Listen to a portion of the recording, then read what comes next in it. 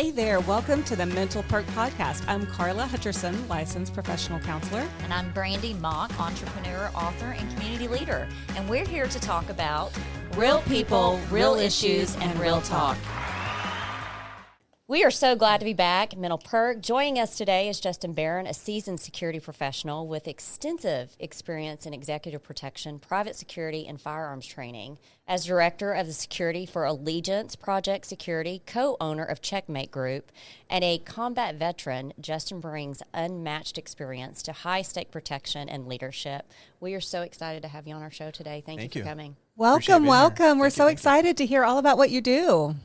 So talk to us about literally what got you into where you're at today. Was it the military? What was it? When did it start for you? Oh, man. Probably back as far as I can remember. I've always had that protector mindset. Okay. So I was literally beating up bullies from 5 years old. Really? Like I'm just always, yeah.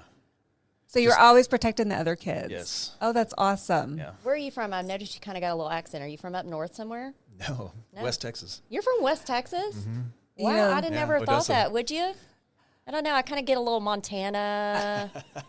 I just Definitely got not. laid back. Wyoming. I just get laid back. Chill? Yeah, He's chill. He's Okay. chill. All right. So, Yeah. well, thank you for your service. Yes. Of course. Tell us a little bit about what you did in the military. What was your role? I was infantry. I was with the 82nd Airborne. We got attached to, I did three tours total, 2 with the 82nd, 1 with another unit. Did that. Got blown up, had a TBI incident. And how long has it been since that happened? I went in 03, got out in 09. So back in the Wild Wild West days. Yeah. Iraq. So when you say Wild Wild West, you're talking about the TBI. What was it that led to the TBI? What incident? We were in a firefight, and the building we were fighting out of got hit with an RPG. Wow. So concussion knocked us all out. And How many did it knock out? there was 4 of us in there. Blew one of my buddy's arms pretty much off, but everybody else was just concussed. So you talk about this so matter-of-factly, Yeah, as if definitely. it's an everyday deal that I absolutely could not process. Well, I guess it was every day for you No, at it the was time. every day. Yeah. You're right. But how were you Yeah. processing that at the time that it was happening? I know obviously you're trying to get your, your So mindset back, but what were you thinking when it was going on? it's kind of like, I hate to use the word muscle memory. No, but it's once you actually realize what happened, you're just back in the fight, right. taking care of your buddy or returning fire. Honestly, you're programmed to do that. They spend God knows how much money training you to do that. It works. It's the adrenaline pump that you're still absolutely. processing through. Yeah, and I actually got hit with shrapnel and didn't even know it. Really? How much So- longer was it after you got hit with the shrapnel that you realized, oh my gosh, I've been injured? The firefight lasted probably 20, 25 minutes after that. Oh, I'm thinking a minute is forever. Oh, And you're it would thinking be a 20, forever. 25 minutes. I know It's when I'm like jump roping in the gym, that 1 minute seems like Now forever. That's for sure. Yes. 30 seconds for me, I'm out, right? No, but you're thinking you're 25 minutes. I mean, I've always wondered, you watch these movies, you watch these things, you hear these stories. Is there a way you can articulate what was going through your mind at the time the fight was going on? Were you thinking about family? Were you thinking about anything? Were you just thinking Survival. kill the enemy? Kill. I mean, kill and protect your guys next to you. That's Fortunately enough, I didn't have a family back then, so I didn't have to deal with any of the stateside drama that a lot of guys do.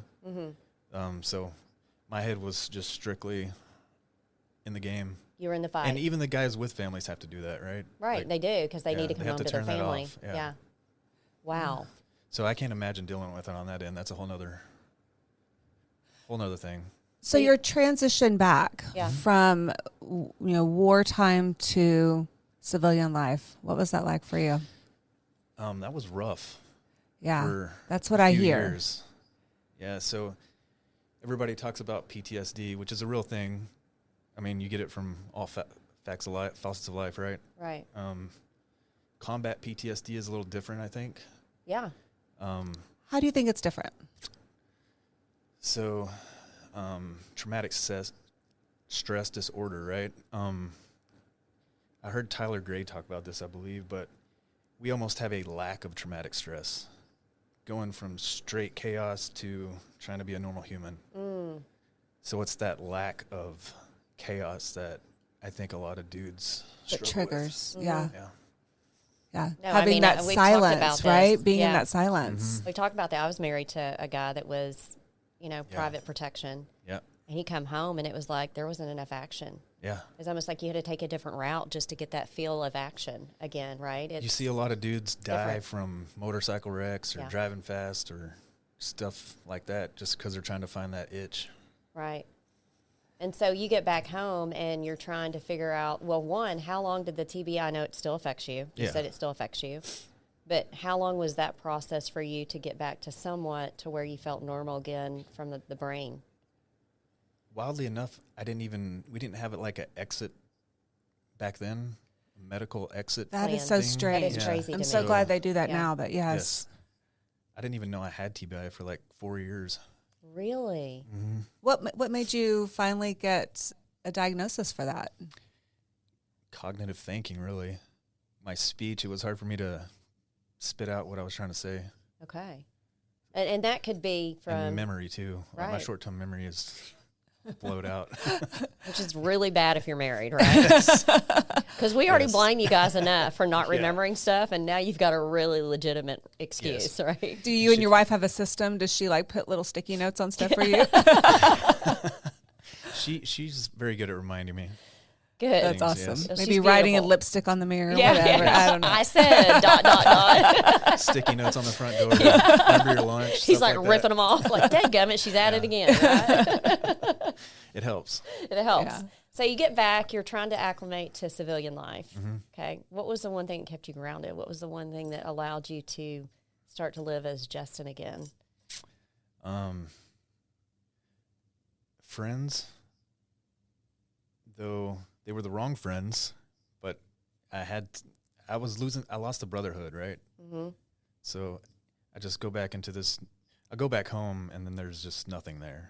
Wow. So I was jumping at whatever friend group I could find, I guess, just to find that brotherhood again. Because the guys that were on your team, they're all spread out all over the Yeah, United all over States, the probably, place. right? Mhm. And so it was really From hard Cali to, to Georgia. and then if they've got families, they're going back to the family, the kids, everything. You're single at the time. Yep.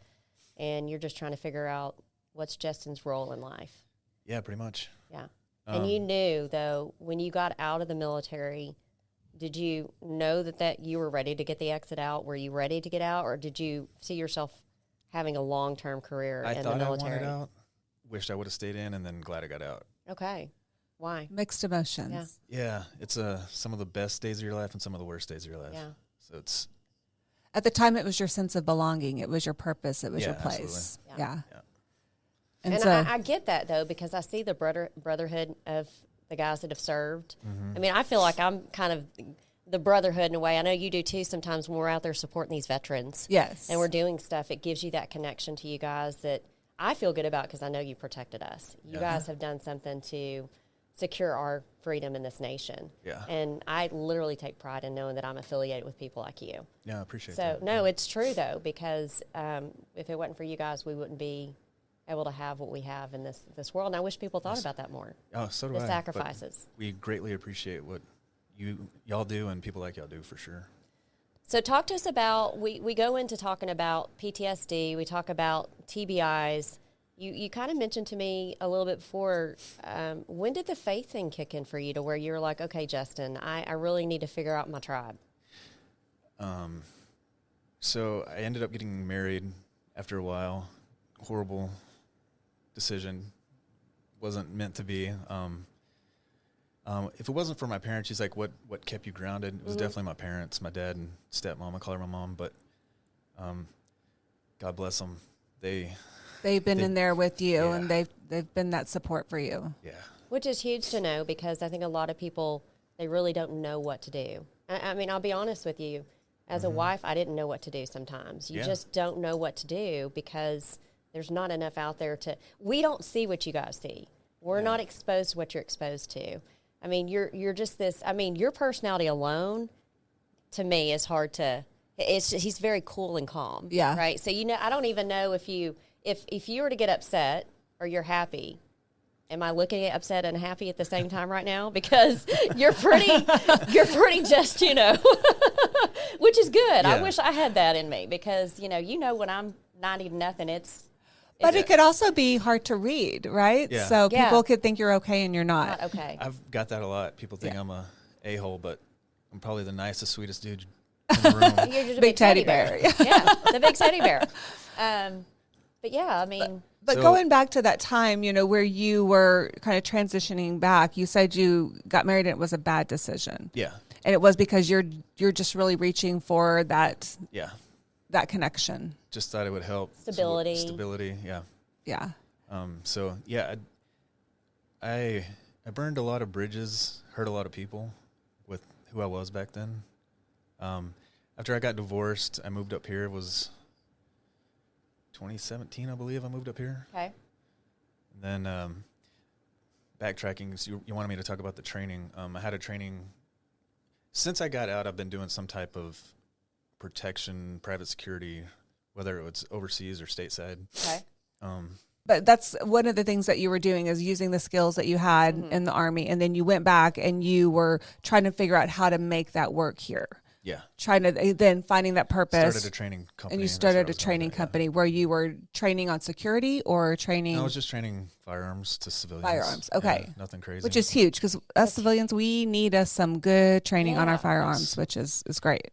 It's sad that a lot of people don't think they need it. Oh, I've wow. noticed that in the industry, especially Yes. after I moved up here. Yeah, I was playing pickleball yesterday and literally just talking about you and kind of what you do, Yeah. which I really don't know. We're gonna make a visit to your site. Yes, Yeah, we absolutely. are. and We get are. some shoot because we're both shooters, right? Nice. We are. But I was shocked whenever I was talking to some of the pickleball players. They're like, I bought my wife a gun years ago and she doesn't even know how to clear it, to shoot it. And I'm like, well, you bought her a gun, but you didn't teach her how to do these things. Right. A lot of times they don't know how to do it Exactly. either, right? They just want to know that they've got a firearm. And I'm like, what good's a firearm if you don't know how to use it, right? Well, 4 out of 10 gun owners don't have any training in firearms. Yes. It's scary. And maybe even higher than that. I would think that would be higher, Yeah. actually, now that you say that. Yeah, I would think it would be too. Yeah. Yeah. So very scary. It's very scary. Unfortunately, some of the law enforcement we've trained is pretty scary too. Is it? Yes. Wow. How so? I hate saying that. I really No, do. it's- Her whole family pretty much is law enforcement. My wife's, yeah. Where you're like, not a good way to do it, dude. Not a good way. I'll see you at the range. I don't say that just from what I've seen. And No, what it's I've not trained. negative. It's Yeah, just there's better ways to do it, right? Well, I think it's their lack of training. Like they don't get it. They go through the academy and then they have to qual once a year. Most places. Yeah, And but then- a lot of times when they're doing it, are they being taught in a way that's high threat to where their adrenaline's pumping and No. they're having to pull out their gun and make sure it's ready to fire? I mean, every situation's so different, right? Absolutely. And so do you kind of prepare? High stress shooting is like, you can't put a price on it. Yeah. Can't put a price So on it. how And in you have to your- train that constantly. In your trainings, what are you doing to help prepare people to be more, to be able to get in that zone where they are focused on the target and not on the weapon? So we do multiple different things. We get your heart rate up physically.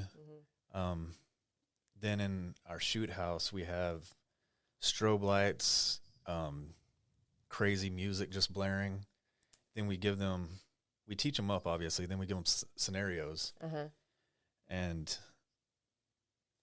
make it as chaotic as we can. And this is for High heart rate. civilians you're Yeah. doing. Oh, yeah, absolutely. Very interesting. Because a lot of civilians don't get this kind of training. They go to a gun range Yeah. and they shoot a gun at a target. That's it. They don't get to go through shoot houses or trap houses, whatever you call them. So I should not wear high heels when I come to the training. Okay, just Well, want to maybe make sure. she should though, because what if? You maybe, yeah. What if we're having to run from someone in Yeah, high heels? exactly. I mean, Maybe so. That's what I'm talking about. We want to put it in the Yes. perfect situation would be tennis shoes.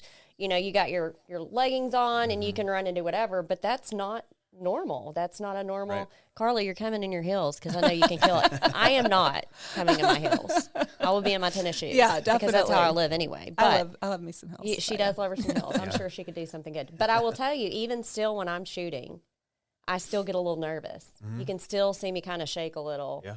One, I haven't shot in a minute. It's been a while. It's been a if while. you don't use it, you lose it. Absolutely. Is that true? It's a perishable skill. It is, Absolutely right? is. So Yes. the first thing that you teach is obviously safety. Oh, yeah. Gun safety.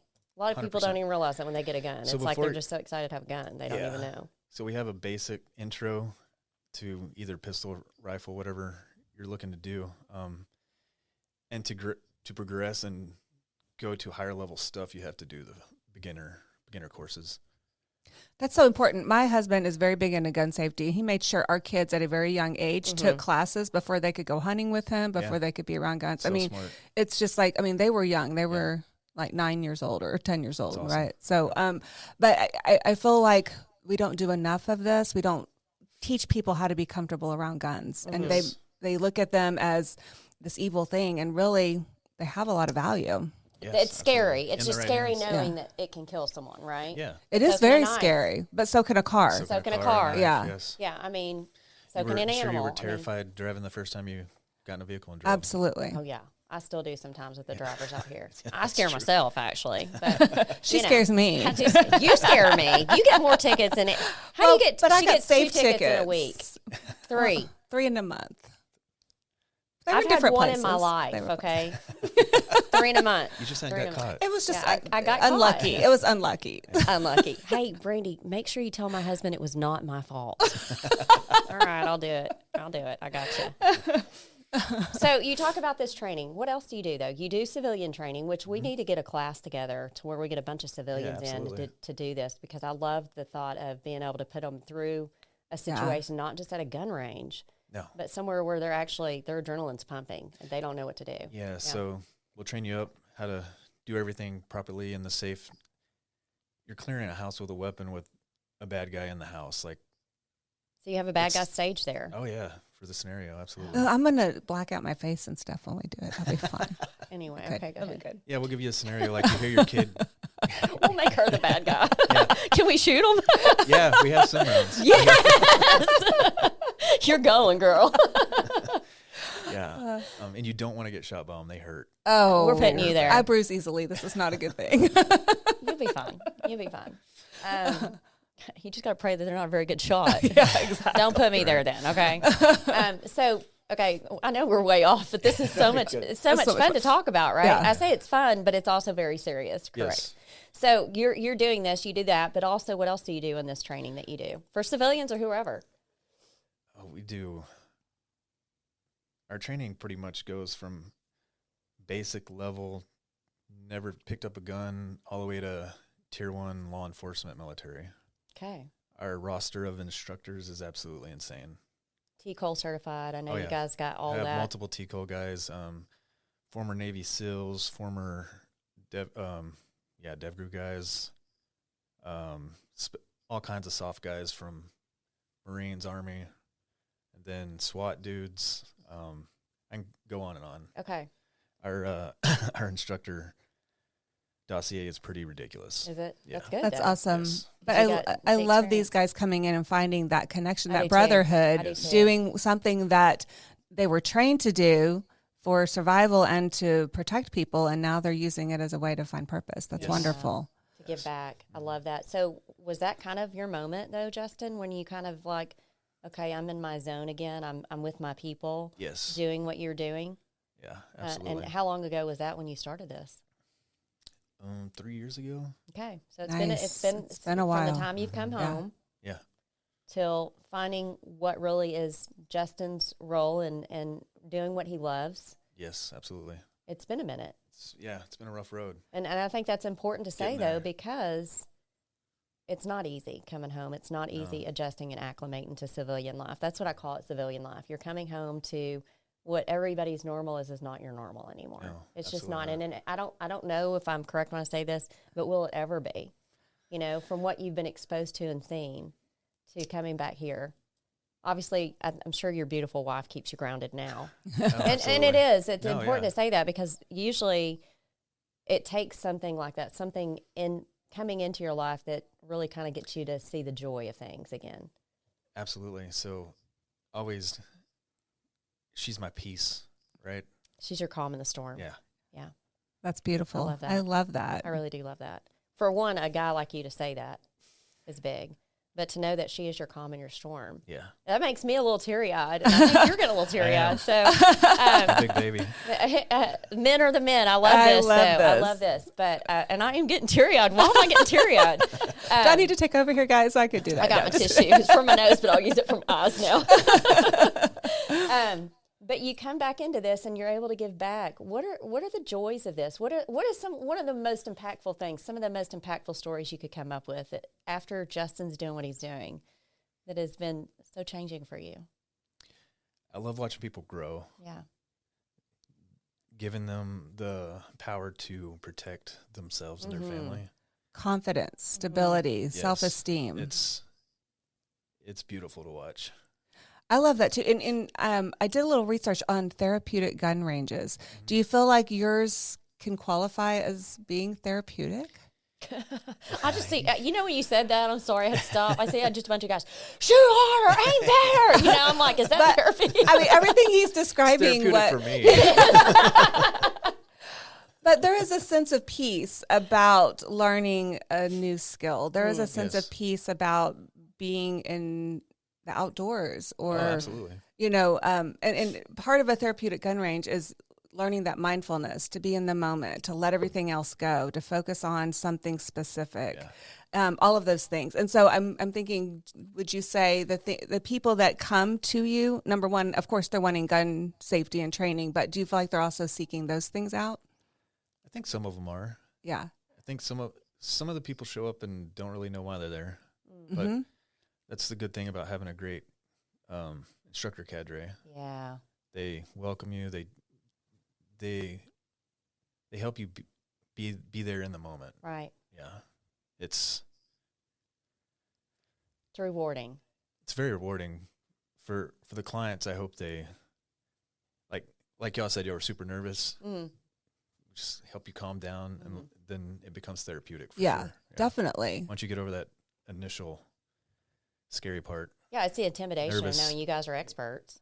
Yeah. And we're coming in and we're like, we really don't. But when you overcome something scary, there's something that happens to you. When you talk about personal growth, overcoming something scary gives you that personal growth. You feel so much better about yourself, and you feel more stabilized. You feel more in control. Yeah. Where a lot of people who are struggling with anxiety or depression, they feel like everything's out of control. This gives them a sense of control. Yeah. I've never looked at it that way, but it makes perfect sense. No, but you never think about, I've never heard of, I'll be honest with you, and my listeners will probably agree, I've never heard of a therapeutic gun range. Well, didn't Chris Kyle, wasn't he running one like for veterans? I mean, I know it didn't turn out well for him, and I think that's the fear of using that venue for something like that it didn't turn out that way. But his purpose was to help to minister or mentor to them. For veterans, absolutely, it's Yes. therapeutic. Yeah. We try to twice a month, usually sometimes on average twice a month, we have homie range days. So the homie range days. I love that. So all the homies come together. And we just get out on the range for 4 hours and just run drills, push each other, have a good time. I love laugh, that. That's awesome. play grab ass. I all could the see fun that stuff. being a But good that's thing very for the women, therapeutic. too. Yeah, That'd I be could see therapy that. for women too. So I think we should recruit your wife to start I don't know, we won't call it homies. Homettes. We'll call it ladies. I don't know, I always think of bros and hoes, but hoes is not the good word either. So. Yeah, we'll let you wear that one, Brandy. Anyway, no, but that would be awesome. Yeah, I was just because we telling her get that a slew for yesterday. girls to join that crew for Yeah, sure. I know That'd the be gun awesome. range Put the over here husbands by in my the shoot house, shoot at them. They do ladies' night, which is awesome. Oh, that would be a good ladies' night. Yeah, so I know they have would be, those, but that's pretty cool. Get it done, babe. She's here in studio. You can't see her, but she's just been told to get it done. He'll leave her a sticky note. Yeah. And she'll leave one back going, done. So this, everything that you're doing for the gun range, it's multi-purpose. There's so many things that not only you're getting out of it, but you're giving back. And people who are in a new area or, just having a hard time connecting, or maybe they've been through something that's, not pleasant, finding a place of belonging where they can go and people, are there for them and support them and encourage them. And so those are great things, So important. Yeah. And all we hear is so much is about, the evilness of guns and how much damage they do. But it's not them that the guns don't do it. It's the people holding the guns. People holding the guns. I don't understand why we keep preaching this whole guns are evil.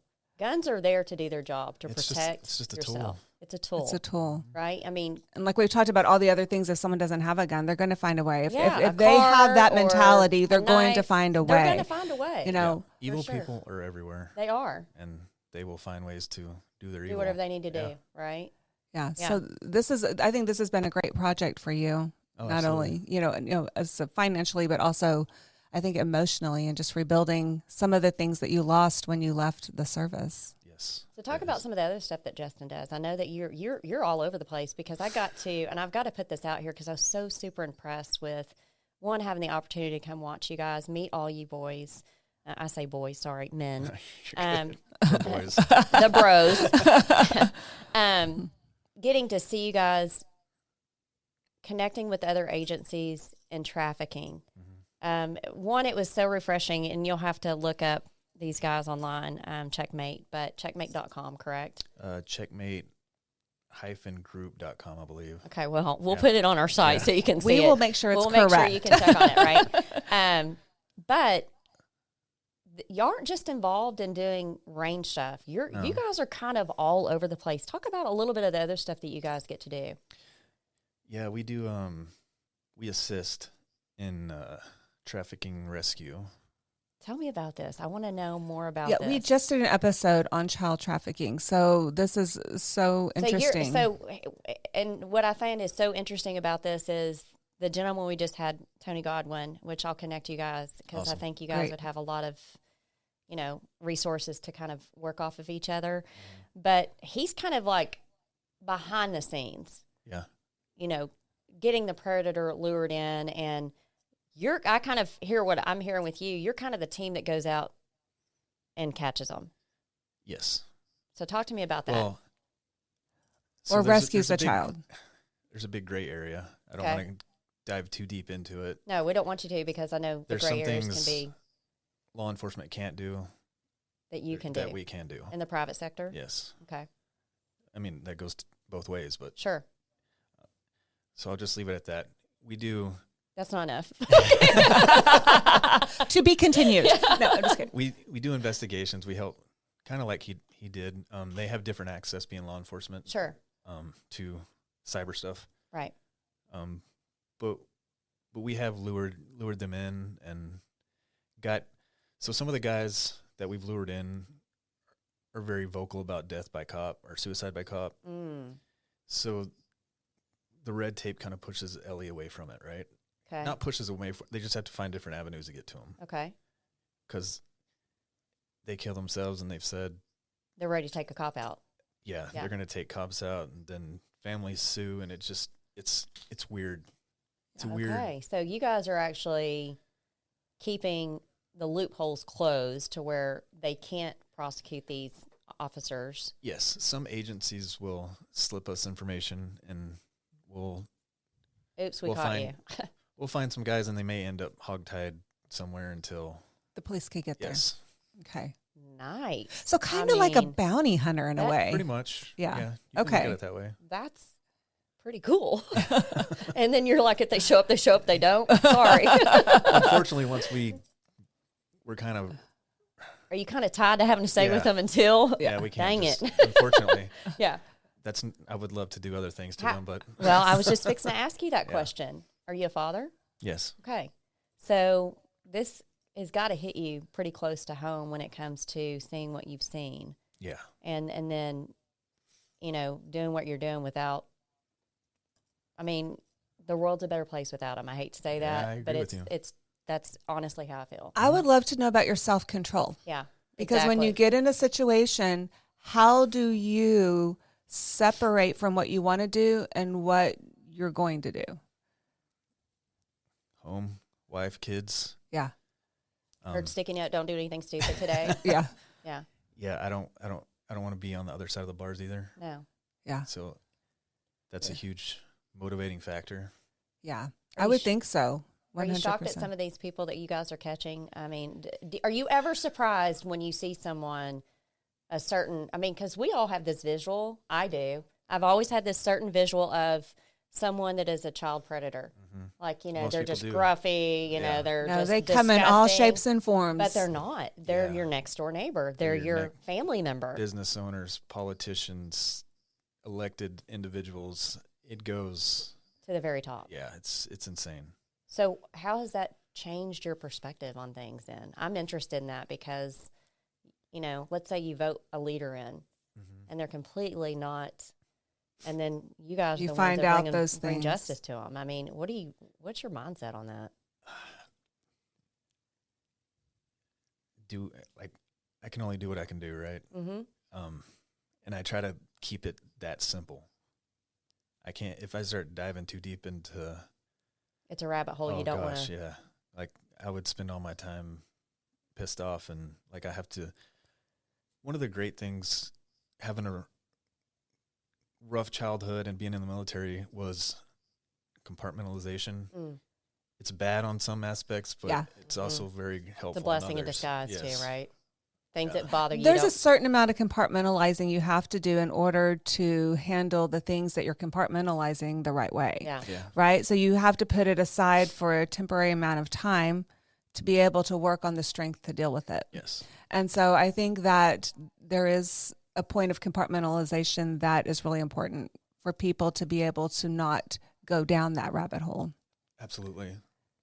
Like overseas, if we had a team member die, it was a couple minutes, say your goodbyes, then you're back on a bird shooting things. But you come back to it. You come back to mourn the loss of that brother later. Yeah, sometimes way later. Yeah. Should have been done years before, but yeah. Well, that's what I would, in my office, I would say, yeah, we can do that, but we got to come back to it at some point. Yeah, because that's the healthy way of finding closure. Yeah, absolutely. So you're doing the trafficking thing. What are some other things that your security company does? Y'all do international, of course. Y'all go overseas. Yes. Do you? Well, this company doesn't. In the past, I have. Right, with other other organizations. Yes. Yeah. And I'm tied to other organizations that do. You are. So one of the organizations I'm tied to, they've negotiated ransoms with the Taliban, literally the Taliban, to get people back. One of the organizations I'm connected with. So we can literally touch almost people in almost every country. So, quick question on that. When you're talking about rescuing, are these Americans that you're rescuing, family members? Are they usually of that nationality? They come from the United States over there, and now they're being held against will? What are we looking at? We have dealt with those, obviously, especially with the withdrawal a few years ago. Yeah. Typically, it's not Americans, typically. Okay. So you're going after the perpetrators. How often are you doing rescues of children? It could be one a month, two a month. It could be one every 6 months. Yeah. It's just the other organizations, they kind of just call me in when they need help. Mm-hmm. I fill a spot for some of them nowadays. A few years ago, I was hitting them pretty regularly. Yeah. So, child trafficking, it doesn't also discriminate. So kids of all, races and socioeconomic levels are getting pulled into this, right? But we also know, even just from our recent border crisis, we've had unaccompanied minors come over, and they're being pulled into this, and there aren't people there to protect them. And so we lose track of them. Are y'all seeing that as well? Staggering number, yes. Yeah. They have, unfortunately, this is so sick and sad to even say, but there's, on the border, you'll see what they call rape trees. Yeah, I've heard about those. Yeah. And they're real. They're real. Yeah. And there's so much that I don't know that the general public really understands about what these children have been through. See little girls' panties and just stuff in the trees. It's disgusting. Yeah. Now, they're doing this on a homeowner's lands, correct? I mean, I've heard stories of homeowners saying, I have rape trees. Do you know what the laws are for those people protecting their land and protecting the people that are being violated on their land? because they wouldn't live if it was my land. I would be taking care of business. But people are scared. Yeah, they are scared. Yeah. I mean, Texas law, I forgot the code on it, but if you're preserving someone's life. Yeah, you can defend them. Yeah, absolutely, especially on your own land. Yeah. Because there was the elderly gentleman, I guess he was an Arizona farmer, maybe, that he ended up shooting someone who was on his land, and he ended up going to jail. I think he's been released. Well, and I think obviously your administrations, the ones that are in play right now, would be okay with you defending your land and stuff. Whereas too, the roles were reversed with the last administration we had, to where it was basically protecting the criminals, I think. Oh, absolutely. As opposed to sanctuary cities and all that mess. And we're going to see obviously a lot of those changes. Oh, he's already started cleaning them up. He has. But then you've got all the rift with people still wanting to protect them. But I don't understand how you can not allow someone to protect what's theirs. And then when you see someone that's being violated, like these children and women. Yeah. I mean, women, children, even, and we say women and children, it's not just women and girls, it's boys too. Absolutely. And I think that we really don't do a good enough job on educating people on that. Yeah, they recently did a study on that. Somebody, in one of the meetings I was in, Beyond Trafficking, I believe, that the ratio from boys to girls is 40-60. Yeah. So there's a lot of little I think boys. I was at that meeting. That was that the meeting where she was doing the very, informative information where your mouth was just like wide open as to. Because people forget that. And they don't know that these young boys need protection just as much as the girls. Yep. So doing what you do, going back to the range and everything, the guys that you have been able to, because I look at you as a mentor. I mean, you're honestly, you went through that period of lull in your life, right? Are you able to, and you pretty solid. You're kind of like that straight face. You process everything inside, a lot of, whereas you got some guys out there that have been military, it's got steam coming off their head. They're the hotheads, right? Yeah, absolutely. They're not hard to find. Yeah. But the ones that are like you are kind of hard to find, the quiet ones. And so do you find now you're able to identify some of these guys that are coming home in country, and you're able to go, okay, I need to step it up and kind of be here for this guy a little bit more? Yeah, you can definitely see it more clearly than most people, for sure. Yeah. And then how do you do that? Like, what is your process? I mean, let's say it's someone out in the field, they don't even know you've got what you've got, and you kind of recognize there's someone struggling. What is a just an approach to these people? Really just small talk. Ask them opportunities for work. A lot of them are searching not only for work, but so I'm the director of security for Allegiance, which is owned by a nonprofit I'm on the board of, which is Allegiance Project Foundation. And the whole thing of APF is to put veterans in school for security guards for safety. I love that. Yeah, you brought up a big point about when you left the military, how you missed the brotherhood and that connection and that sense of family. So what I heard you saying a second ago is just talking to them, being there, showing them that you're there.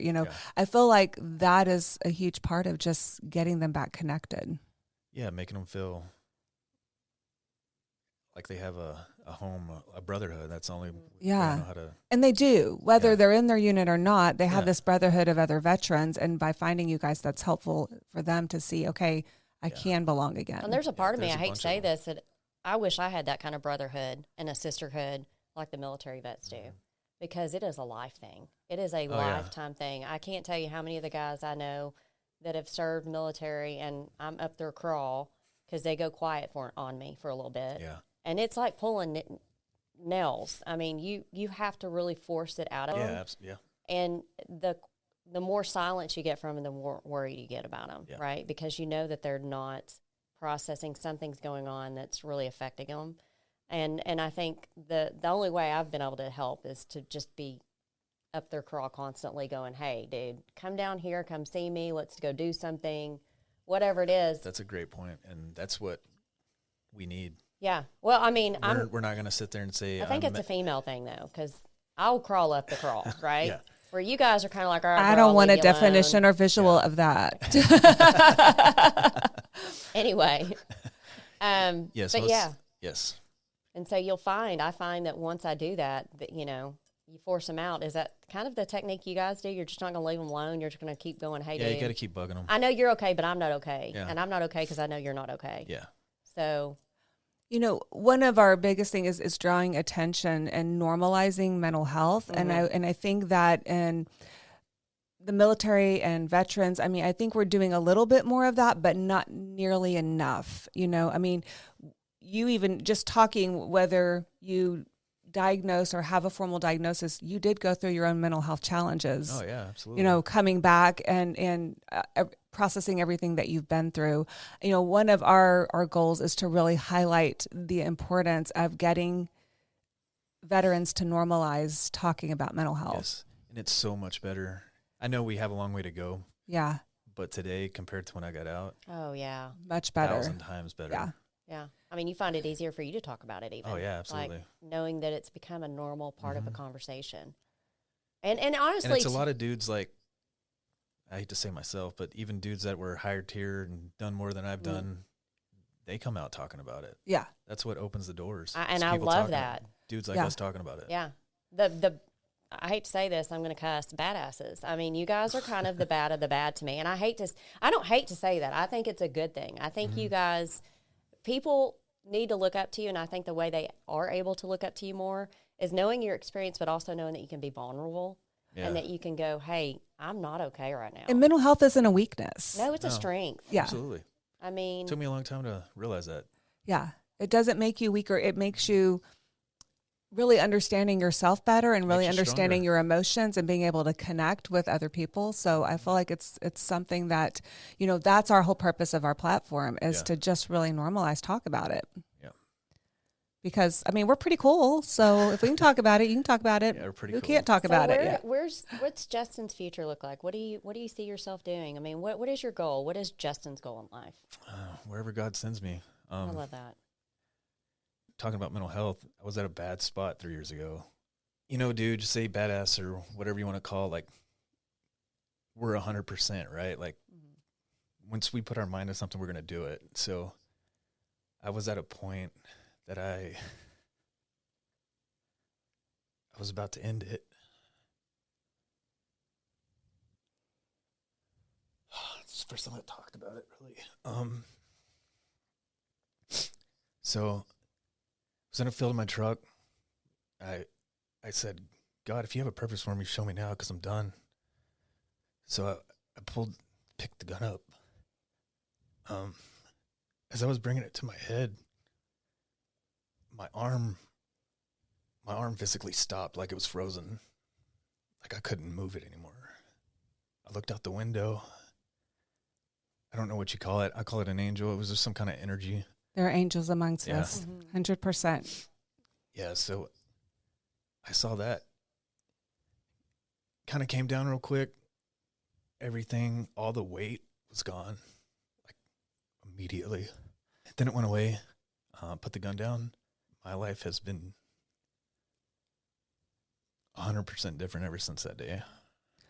We are so thankful you shared that because you are completely real.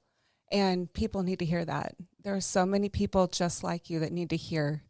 I was in a bad relationship too. Just toxic. I left that. I went to a buddy's ranch house alone. I was there for, I don't know, 2 or 3 weeks alone. I don't think I stopped crying. I cried so much my tear ducts like busted and I couldn't even cry anymore. Wow. That's a healing cry. Yeah. That's a healing cry. Those are so helpful. Found Jesus, or he found me, really. Obviously in the truck, but he was there in the truck, 100%. Yeah. But after that, then felt the Holy Spirit, and everything I do now is through him, for him. Wow. What a testament, though. Even if that's wrecking bad dudes, like, we gotta, like, everybody serves a purpose in the kingdom, right? They do. They do. Absolutely. You have your preachers, you have your missionaries, you have your protectors, you have whatever. And then you have all the angels surrounding you that you can't see that are there. Yeah. And you had an angel that night for sure. Oh, absolutely.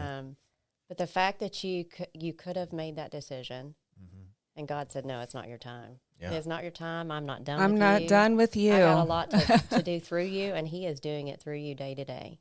Yeah. And I love Yes. that. I love that because, one, with what you just shared with us is something that a lot of people are going to be able to relate to, but don't know how to articulate it. Yeah. And it's okay sometimes, the fact that you went and you were processing it alone for 3 weeks. I think whatever you do that's going to help you get through the process and get through the dark times. Yeah. But I also think that we're both big believers that you could be the loneliest person in the world, but you're not, because you've got God above that's just watching over, and he's got your life planned out for you. We all know this, right? And the fact that you're doing God's work, because that's what you're doing. You're doing God's work now. Thank you. And you're a testament to life's not always going to be easy, but you're going to get through it. Yeah. And I give a lot of everything I got in life is because of the man upstairs. Yeah. And Likewise. and if you don't have that, you don't have it. But the encouraging thing is, how old are you now? I'll be 41 next month. 41. He's a baby. You are a baby. I feel like a baby. But no, the fact that I want our listeners to know that God comes into your lives at an unexpected times. I was 38 years old. 38 years old. So when I say that, I say it to people of don't give up. Don't ever deny the fact that you've got a purpose in life, because God's got a way of showing up. Yeah, and to your point, I grew up in church with my grandparents. I was baptized at 11, I think. So it's not like it was foreign to me. Right.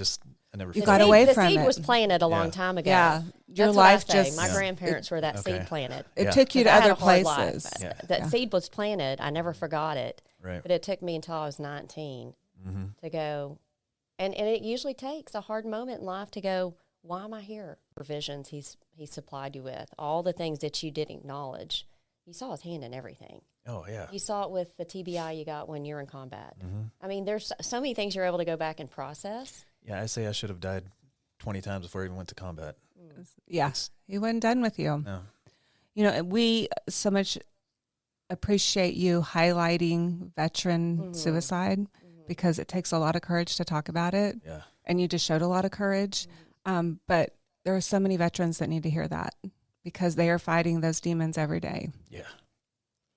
Yeah. Can't fight them alone. You can't Yeah. fight them alone. Can't fight 'em alone. And knowing that you didn't fight them alone, it's a choice. At the Yeah. end of the day, it's a choice. And you made that choice, and you're continuing the work that you've been put here to do. And Yeah, so now all the homies, we all, every single one of us, whether it's different organizations I'm connected to or my own personal businesses, it's all founded in God. oh, no, I can tell you I the love one that. thing I was so impressed with, because I know, Justin and I have been kind of talking back and forth for a minute. And I was a little nervous. You know, you never know when you're going into a situation where there's a bunch of military guys. You know, it can be a good thing, or it can be not a good thing. I mean, a good thing, but not your kind of good thing. But I was so impressed with you guys. We opened up with prayer. We closed with prayer. You guys were very, just a lot of testosterone, but a lot of love for God. Yeah. And I was just so impressed by that. I was so Thank you. impressed. The wives were there. I mean, it was just it felt like a family.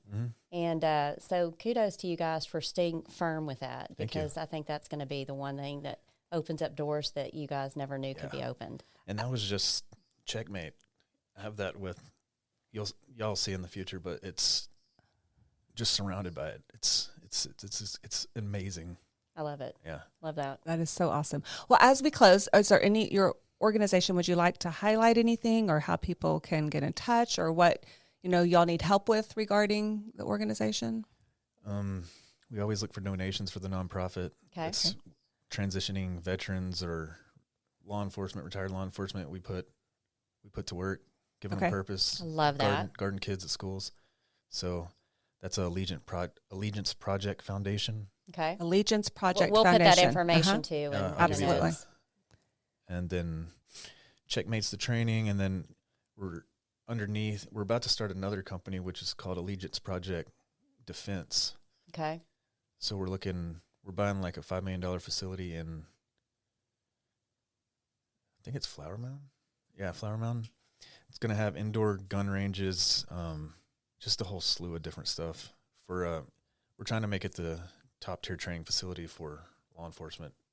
Nice. Very nice. Like tier 1 military units. Okay. So Great. There'll be CQB, sim houses, vehicle stuff, live fire ranges, obviously, classroom space, FFL. We'll be able to gear out any team with. We have, I don't know if y'all know, Daniel Defense, Cry, Santan Tactical. We have relationships with all the boys. Yeah. All the guys. So that'll also be a members only for some civilians. Oh, so the civilians can join. Yeah, there'll be a spot for them. I mean, do we get on like the discount side since we're on the very beginning of it? You're doing marketing for us. So. Okay. All right, work us a deal, dude. Work us a deal. We're always looking for a deal. Yeah, so that's very cool. Yes. Very cool. So we'll make sure we put that in the notes too. Okay. That you guys know about that. And then also too, we will be continuing this conversation, obviously. Absolutely. But we're going to be hooking up with your wife after this to figure out what we need to do Ladies' to get the girls together. night. She's a lady badass for sure. I've seen videos of her. And I may post some of that if you want to share it with me. I may put it up there on our video so we can see how amazing she is. She's hot and she's hot. Like, you know? Agreed. So, I definitely tricked her into that one, didn't I? Well, thank you so much for Thank being on you, our Justin. show. Thank What you an so honor, much. And we'll continue this definitely for honored. sure. Sounds good. All right. If you or anyone you know is struggling with mental health issues, please reach out to talk to someone you trust. Get connected to a mental health professional who can help you find ways to cope and ultimately feel better. If you are having suicidal or self-harm thoughts or thoughts of hurting another person, please go to the nearest ER, call 911, or contact the National Suicide Hotline at 988. Thank you for tuning in to Mental Perk. We hope our talk today highlighted real people working through real issues based on mental health. Our goal at Mental Perk is to make sure every one of you knows you're worthy. We're in this together.